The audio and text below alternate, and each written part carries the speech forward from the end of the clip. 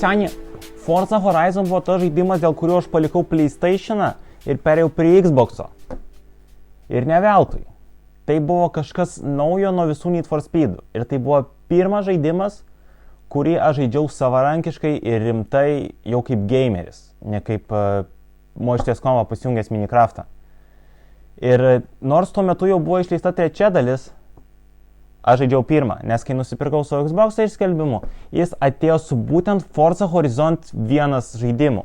Jis buvo nuo 3 laikų. Bet dabar, kai atėjo laikas ir bus išleista 6 dalis Horizonto, aš sakau, kadangi man patinka Xbox 3 žaidimai, kodėlgi negrįžtam prie to, nuo ko viskas prasidėjo. Prasidėjo ten.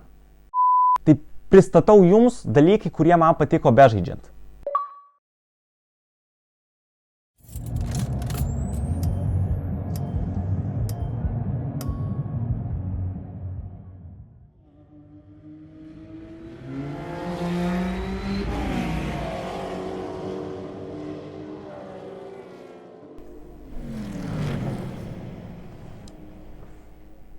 Pirmas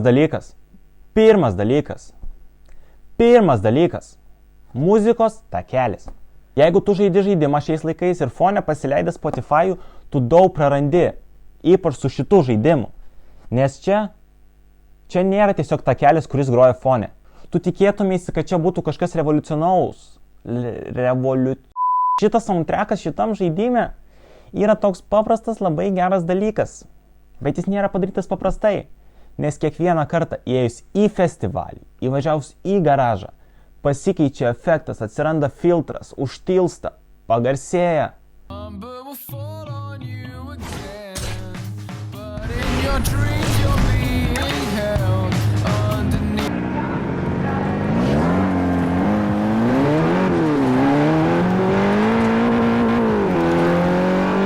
Ir kaip per GTA, tarkim, kokį, taip ir čia.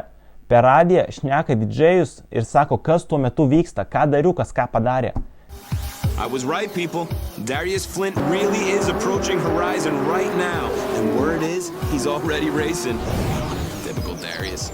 Nesvarbu, tu gali pradėti lenktynę savo paskutiniai vietoj, bet kai tu pradėsi, iš karto muzika taip tave užvarys, kad tu tiesiai varysi į pirmą vietą.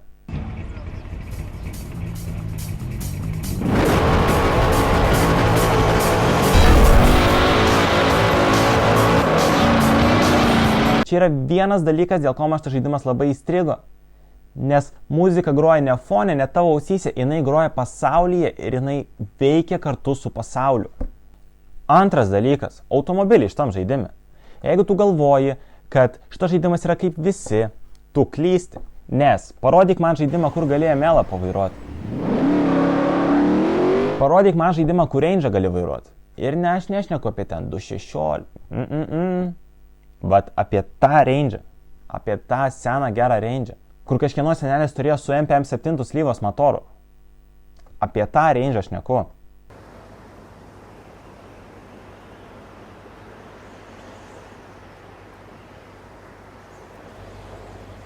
Šitam žaidime aš paragavau tai, ko neturi kiti. Ir tai buvo labai atgaivinantis jausmas. Nesvarbu, kad ratai sulindė, mašina nenusileidžia. Bet čia toks žaidimas. Trečias dalykas. Šitas žaidimas turi pabaigą. Tu gali žaisti, pabaigti, įveikti dariuką, gautus milijonus ir gali būti ramus, kad pabaigai žaidimą. Šiais laikais žaidimai visada online, lenktyniauk kiek nori, naujos mašinos kas savaitę. Ir tu ten savo gyvenimą praduodi, kaip antrą etatą dirbi.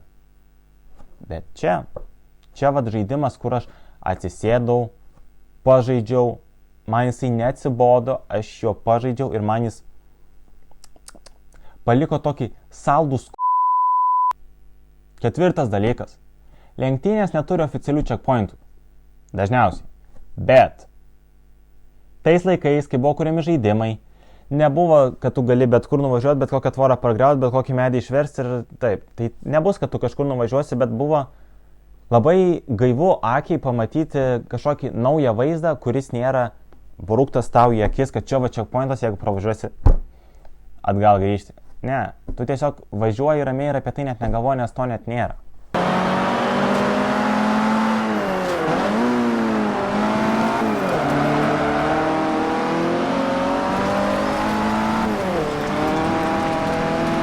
5 dalykas. Šitam žaidime aš jaučiau, kad automobiliai, kuriuos turiu, turi paskirtį. Jų nėra per daug, neišdalina va taip va visiems, imk tu, net nežinau pavadinimų visų geriausių mašinų. Nes atvažiuoju į lenktynę, tau reikia B klasės. Okei, žinau, naudojam kregždę. Ne, nėra kregždės, yra chuligankė. Bet aš...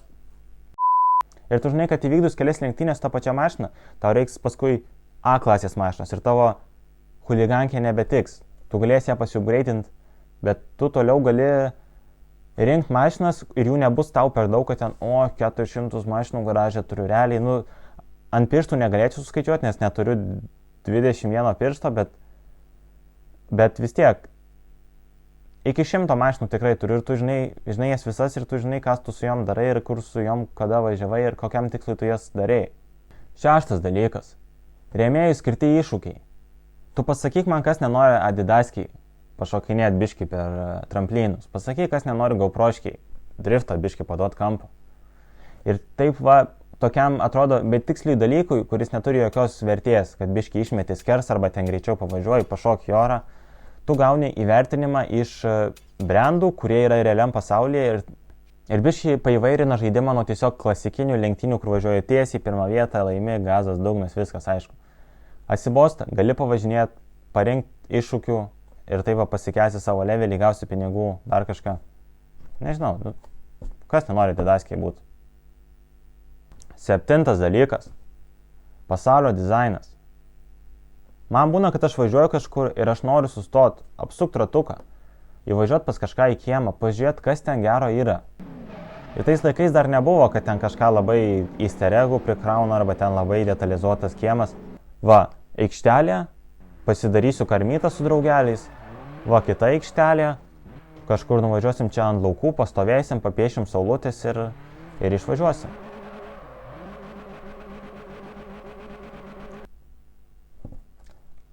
Dabar pristatysiu 8 dalyką. Ir man labai patiko, kaip šitam žaidime veikėjai atrodė kaip tikri žmonės. Kai kur, man atrodo, čia yra maišyta, filmuota medžiaga su CGI. Arba CGI buvo naudojama pagal žmonių judesius, sumepinta kažkaip. Kaip tai padarė, aš nežinau. Bet gal čia dar prisideda tai, kad žaidimo vizuali kokybė nėra labai aukšta. Ant Xbox tai šiam, kiek ten buvo, max 720 pikselių į plotį. Suspaustas ekranas, mažiau pikselių, mažesnė raiška, tai ir automatiškai žmonės atrodė geriau. Bet čia tie žmonės atrodė kaip žmonės. Nebuvo taip, kad sukurtas kažkas, kas panašu į žmogų, bet kadangi čia yra lenktynių žaidimas, tai mes į žmonės visiškai nežiūrėsim kaip į žmonės. Jie tiesiog šone kartais pabus. 9 dalykas. Man labai patiko, kaip yra konceptas lokacijų. Atrodo viskas geriau išrinkta, tu supranti, kad atvažiavęs kažkur į parkingą daugiau aukštį suprasi, kad ten gali rasti lenktynininkų, kur vyksta mytas. O ne taip, kaip dabar tiesiog daro, privažiuoja kažkur į vietą, tau išlenda lentelė, paspaudė važiuojam ir man toj baigsis įrašas. 10 dalykas, man toj nebeužteks pirštų. 10 dalykas, man patinka, kad šitam žaidime gatvėse važinėja tikri personažai. Tarkim, matai, kad Dariukas praskrenda ir tu žinai, kas tas yra Darius, nes tau nuo pat pirmos minutės žaidime tu žinai, kas yra Darius Flint. Matai, kad Dariukas atskrenda su savo Ferragini ir tu džiaugiesi, kad tu matai Darius parašyti arba Silva, atvažiuoja Silva. O, labai gerai. O ne Xbox'o sukurti gamer tagai, kur tu su tuo biču žaidėjai vieną kartą, bet tau jį nuo šiol pradėjo rodyti Forzoj. Ir ten išmeta iš tų visų 5000 mašinų, kurias tu duoda nemokam, išrenka vieną šūdiniausią, kur kažkada dovanojo per kalėdas, kur yra ten uždėtas sniego senio. Tas bičas pro ten važinėja 50 km/h ir visą laiką trankosi į bet kur. Šitam žaidime jie moka vairuoti, jie tave apvažiuos. Nebent tu tiesiai jos važiuosi ir padarysi kažką nenuspėjom, tada jie tave gali atsitrenkti. 11 dalykas. Šitam žaidime man labai patiko, kad buvo nuolaidų lentos, kur tu tiesiog išdaužęs, jų iš viso yra 100% nuolaida. Jeigu išdaužai visas, tu gauni nemokamus upgrade'us mašinom. Kas yra, atrodo, labai geras quality of life feature. Ar tai būtų žaidimo pabaiga, ar tai būtų pačioje pradžioje, jeigu nori iškart sutaupyti pinigų. Ir bežaisdamas aš 92 iš 100 surinkau. Dar labai geras dalykas, kad tos visos lentos atsiranda ir lenktynėse, tai tau net nereikia labai važiuoti jų ieškoti ar ieškoti tutorialų, kur visų lokacijos yra, kad visas išdaužyt. Labai geras dalykas. Biški atima į žaidimo, bet aš jaučiu, kad tai, ko neturi šiais laikais žaidimai, kur tu gali užsibrėžti kažkokį tai mažą tikslą, išdaužyti visas lentas ir tada turėti nemokamus upgrade'us. 2 liuksai. 10 ir tada 2. 10, 2. 12 dalykas. Man labai patinka, kad šitam žaidime loading screenai turi gyvenimo. Tu matai, kad va, bičas čia su draugais atvažiavo, šoko į zetkės, davai nutraukiam nuotrauką, ar ne? Kitokią atmosferą, negu tiesiog matyti mašiną, kuri labai ten važiuoja. Matai tu gyvų žmonės, matai festivalius, matai kaip bendrauja ir tai dar labiau prideda prie festivalio atmosferos. Ne tiesiog žaidimas apie lenktynės, bet tu matai ir žmonės, matai ir kaip ten vyksta veiksmas. 13 dalykas. Man labai patinka, kad tu atsirandi ten, kur baigiai paskutinį kartą. Kadangi po pasaulį yra išmėtyta labai daug Horizon outpostų, tai tu kiekvieną kartą beveik atsirasi kitur. Net aš stengiuosi labai nelyginti šito žaidimo su naujom Forzom. Bet Forzai naujoj, tu yra namų taip, tu gali pasirinkti, kur spawninėsi, bet tu kiekvieną kartą atsispawnsi toj pačioje vietoje, jeigu, pavyzdžiui, jau perėjai žaidimą, nusistatęs vieną namą ir tu kiekvieną kartą atsispawnini, tame name pasidarai mašiną, išvažiuoji ir tu dažniausiai išvažiuoji arba į vieną pusę, arba į kitą pusę. Ir visą laiką tokia pati rutina, ar atsibosta. O čia kiekvieną kartą kitoj vietoje. Prisijungi, tau iš karto muzika jausis, užmūtinta biški, išeini, kikina, žemi dažniai įvažiuoji ir tu išvažiuoji skersas. Geriau nematęs.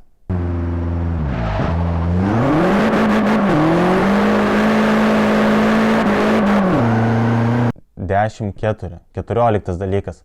Labai man patiko dalykas, kad pavyzdžiui gatvės lenktynės ne tik turi kitokią atmosferą, turi ir kitokį užmokestį. Tu žymiai daugiau pinigų gauni ir kaip ir daug neprideda, nes tu gali daug pinigų greitai užsidirbti, bet kaip ir žaidimuose to kartais nori, kad tu tiesiog nevarytum daryti viską, nes viskas apsimoka, bet tiesiog tu, jeigu nori, gali skirti 10 valandų, aš šiaip neatsimenu, kada paskui normalų žaidimą žaidžiau. Bet jo, gatvės lenktynėse gauni daugiau pinigų, užsidirbi kitokią atmosferą, wow, visi patenkinti, visi laimingi, važiuojam. Dabar pristatysiu tiesiog tokius savo pastebėjimus. Nėra nei dideli pliusai, nėra nei labai dideli. Tai vienas iš dalykų yra, kad apsimoka upgrade'int mašiną iki klasės viršaus, pavyzdžiui, A, B. Bet kartais biški rūšnėse, nes atvažiuoja į lenktynę, gali turėti B600, bet tau būtent vienam eventui reikia turėti Aston Martin. Tiesiog vienas eventas sugalvoja, kad reikia Aston Martin ir tu dėl to vieno evento perki vieną mašiną ir dėl to vieno evento vieną kartą važiuoji. Aš nemeluosiu, po kurio laiko atsibodo žaidimo muzika ir ne dėl to, kad nėra bloga, dėl to, kad grodavo tas pačias dainas per tą patį, tai, ant repeato. Ir grinai tose vietose, kai tarkim tu įvykdai lenktynę, tau pradeda groti tam tikrą dainą ir tada tau nebegroja tas, kas groja prieš tai ir paskui toks labai išmėto. Tai galiausiai užsimūtinau ir pasileidau savo muziką per Spotify.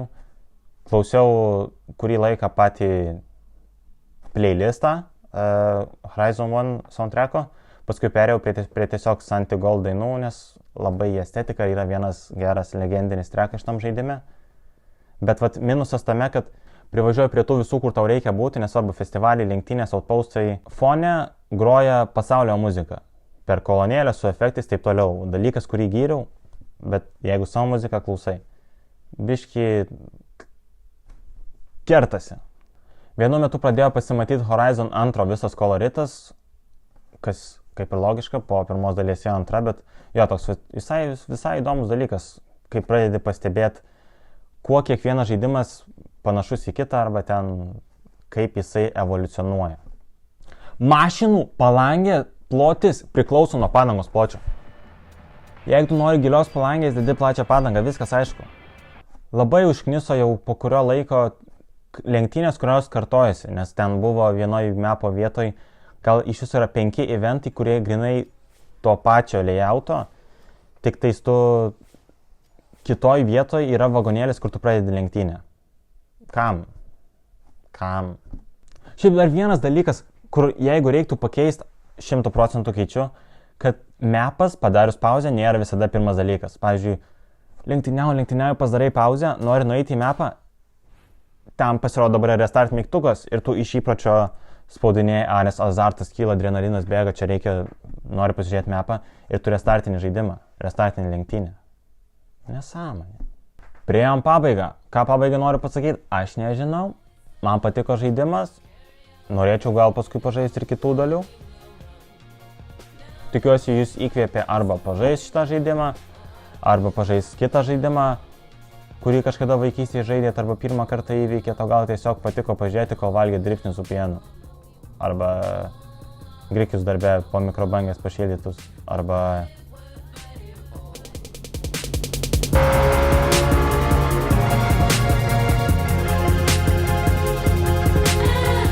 Ir dabar aš turėčiau dingti.